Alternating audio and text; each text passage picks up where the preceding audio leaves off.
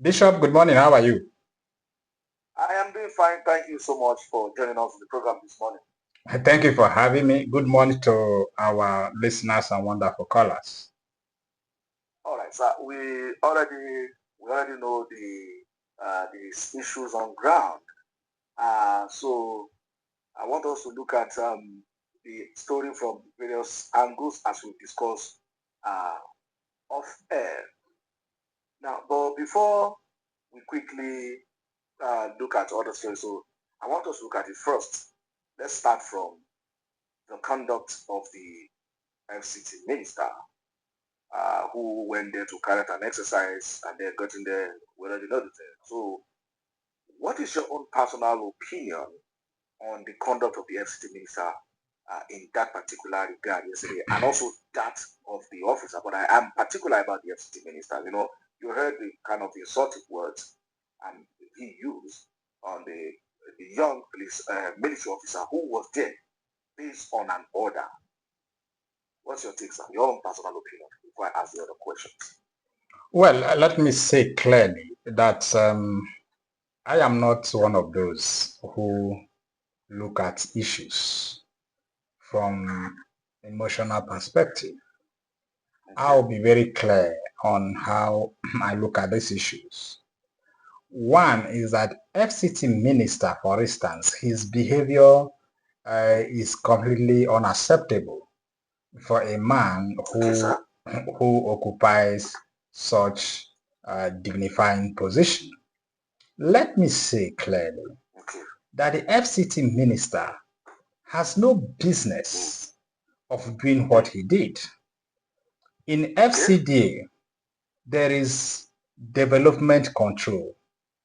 And this Okay. development control, I think they report to the permanent secretary.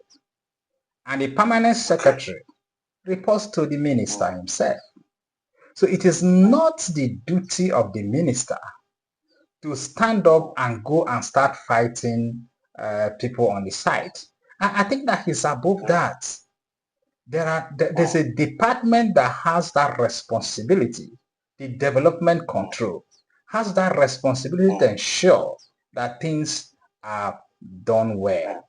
So in a situation Okay, sir. where things are not properly done well, in a situation where the department cannot control it, it's out of hand that even the permanent secretary cannot do as much. The minister, if the minister can also do as much, the minister has the responsibility to escalate the conversation to the office of the presidency. That's what it is. So it is properly, it is totally unacceptable to see a minister going to sites to fight, to use such kind of abusive word. This is what it means to me, and that's what it means. That's the way I look at it, and I think that the minister shouldn't have done such. It's not in his place. As a matter of fact, his office is more of policy, not enforcement. So his own is to guide the policy, and also has people who do the enforcement. The idea of him going to fight on the field, it's totally unacceptable, and it's not dignifying for such a position. And people they shouldn't be behaving in such a way that will make Nigerians to become ridicule in the before the Committee of Nations. That's what I think. All right, thank you so much. I really appreciate you, sir. So, we said that in every story, in every happening, there is a major issue outside of it. And, sir, you will agree with me that the major issue that we are looking at today in our nation in recent time is security. Now, to ask my second question or my main question for discussion today, in a nation like Nigeria, plagued with security threats and challenges every day, should we now be more concerned about deploying our military guys to guard properties? Because this thing has been happening, it's not today. Well, But security has challenges more. Yeah. Yes, sir, please. let me be brutal. Let me be clear. Because what we do in this part of the world is that we make excuses for failure and we justify abnormalities. And that's the reason why we are stagnated. Let me say clearly that the Nigerian military has no constitutional rights to guard private properties, even government properties.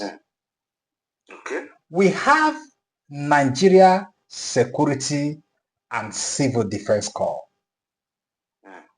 who has clear responsibility to protect government properties. And even at that, they don't have the responsibility to protect private properties.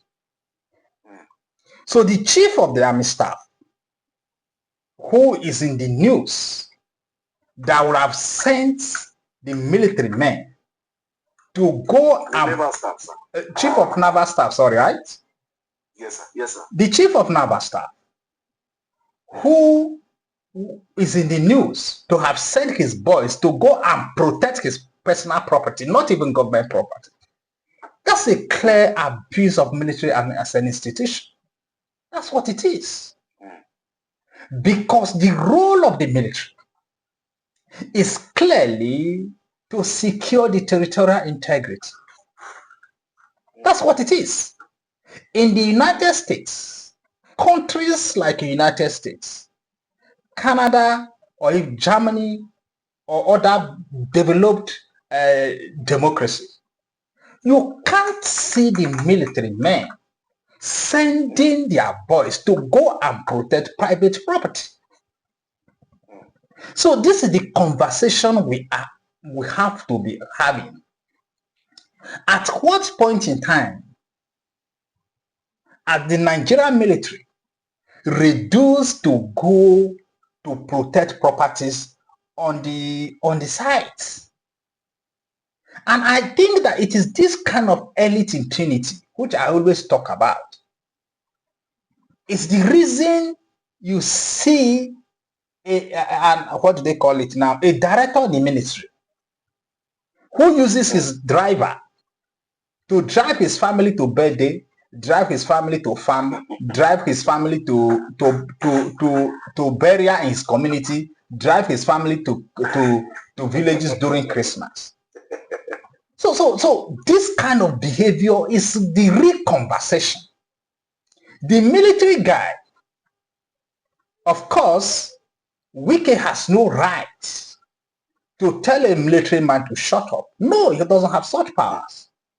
But the military guy himself, who was so proud to say, I am taking order from my boss, should understand, in the constitutional responsibility, he doesn't have the power, so he doesn't have the responsibility to protect private properties. That's abuse of military as an institution. So by the time we behave this way, and have seen a lot of comments, a lot of conversations on social media, oh, the military did this, the military, but nobody is discussing the real issue. The real issue is that the Nigerian military are not supposed to be guiding private properties of the military officials or even the politicians. This is not happening. You can't see this happen anywhere in the world. So I am saying, therefore, that this kind of abuse in our state institutions, individuals who deem themselves so powerful, abuse institutions to their own benefit, should not be allowed to happen. This is what I'm saying, Bishop. We can't continue this way. We can't, because this is not how it is done in other parts of the world. Look, we don't even understand the danger of what we are doing. We have reduced our military men to Boy Scouts. We have reduced the military men to people on the street guarding building sites. We have reduced our military men to the people who we just look at normal security outfits. We shouldn't do that. And Bishop, don't forget, it is Sanusi that reminded us that we really do not have, we are really classless society. And Sanusi captured it so clearly that the Nigerian political elites and the Nigerian elite generally do not have class. Otherwise, how do you explain that the minister of FCT and the senior military officials are fighting with their greatest concern, their major concern is piece of land, a plot of land. And you're bringing states, the Nigerian state, to this kind of ridicule over a plot of land. And you're using state institution. You're using state institution because you are a military man. You are using military, which is a core component of state institution, to fight or to ridicule them before the Committee of Nations for your own personal interest. I think that this kind of thing shouldn't be allowed to happen. We shouldn't go that way. This is what I'm saying, Bishop. Thank you so much, Dr. Liberty. I really appreciate you. There was a question I asked you before I go to the other question. From your conversation, a lot of things are popping up in my head. There was a question I asked you yesterday. Yesterday we discussed elite interests and, of course, state policies affecting security in our nation. And it will interest you to know that this incident that happened yesterday might just be a confirmation of our discussion. And I asked you a question, and I'm sure you remember the question. I said, are there people? Because I first asked you, I said, which one is bigger? Which one is having a lasting impact on our security issues? Elite interest or state policies? You said elite interest. And I asked you again, I said, does this mean that there are people that are bigger than God? So I'm asking again, with what happened yesterday now, and there are persons, does this clearly shows that there are persons by the spirituality of their office are actually can do and not do? I don't know whether you would like to answer the question, sir. Yes, you're very correct. Yeah. What we see in this part of the world is that elite interest is predominant. And that's why I read on social media, though I've not seen it in any of the national newspapers. Maybe they are, maybe I've not read. But I've read, I don't know how true it is, that the military top brass are now asking Wike to apologize. And they said that what Wike did, it's a threat to national security.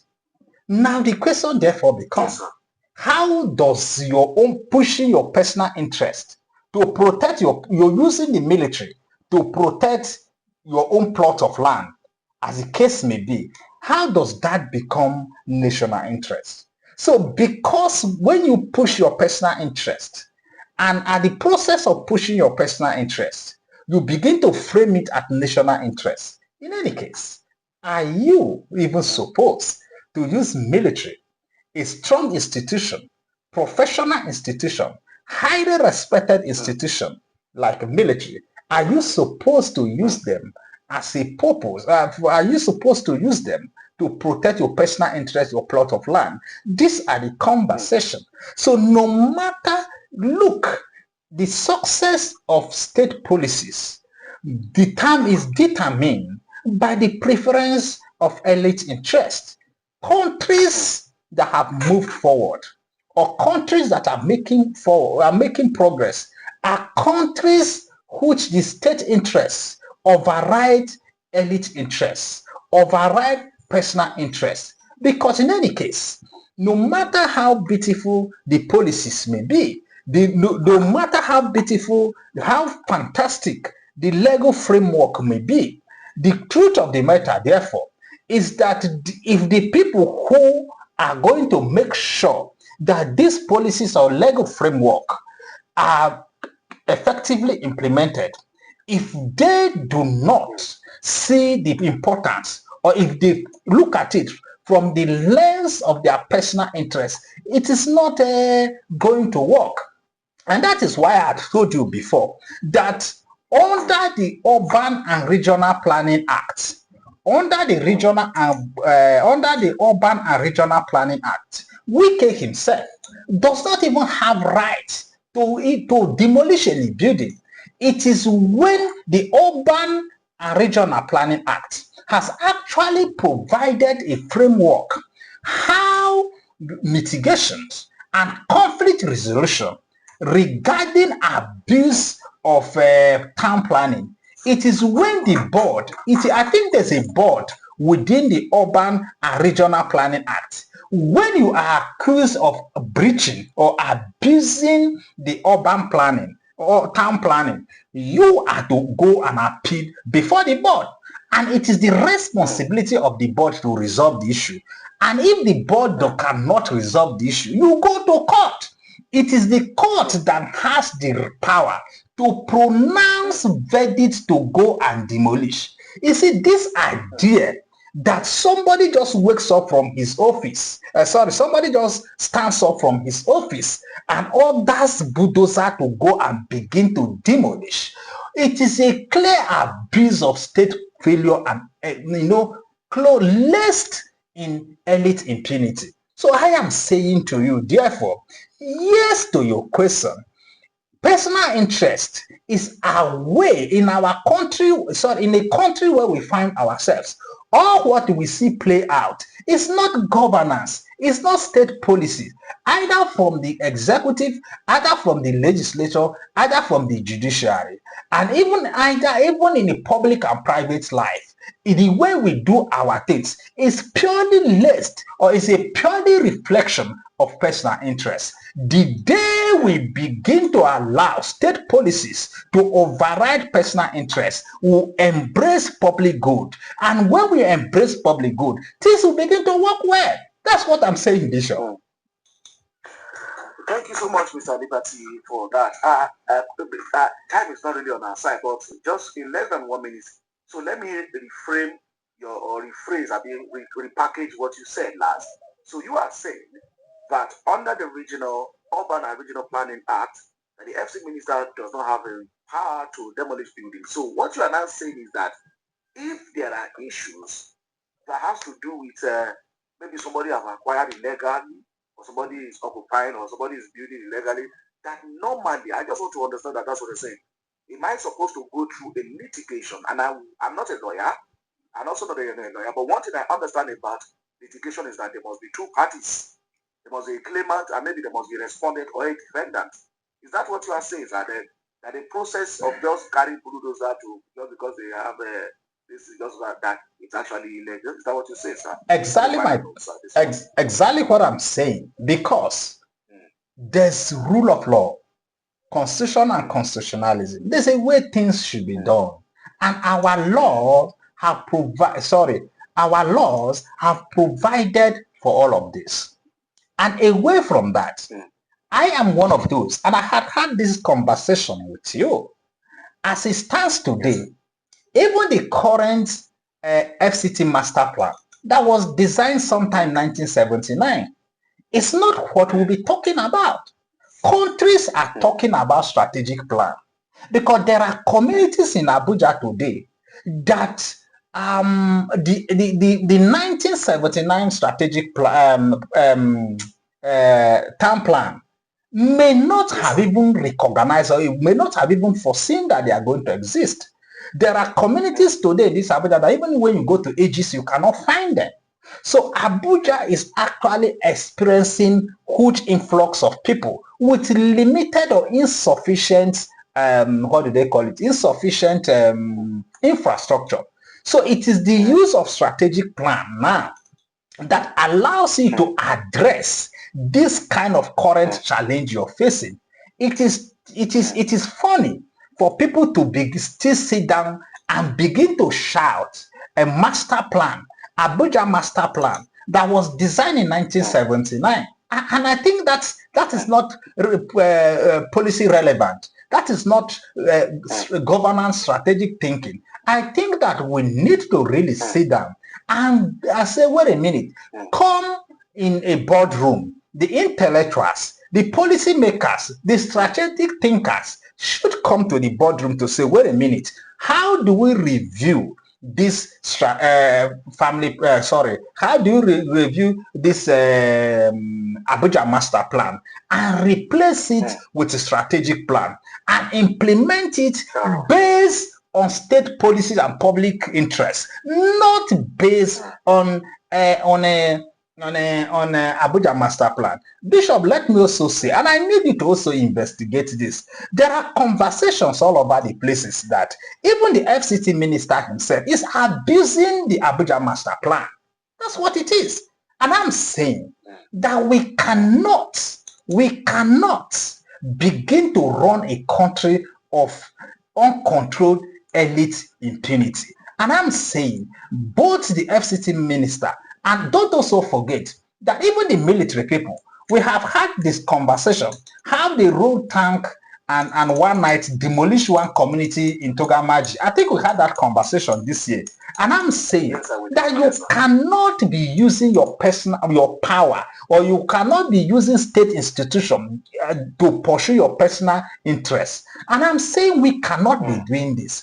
And in this conversation, this altercation between the FCT minister, this altercation, not what the military guys, they are taking land, fighting here and there. It's not. It is aberration. It is. I look at it as an affront. It shouldn't be.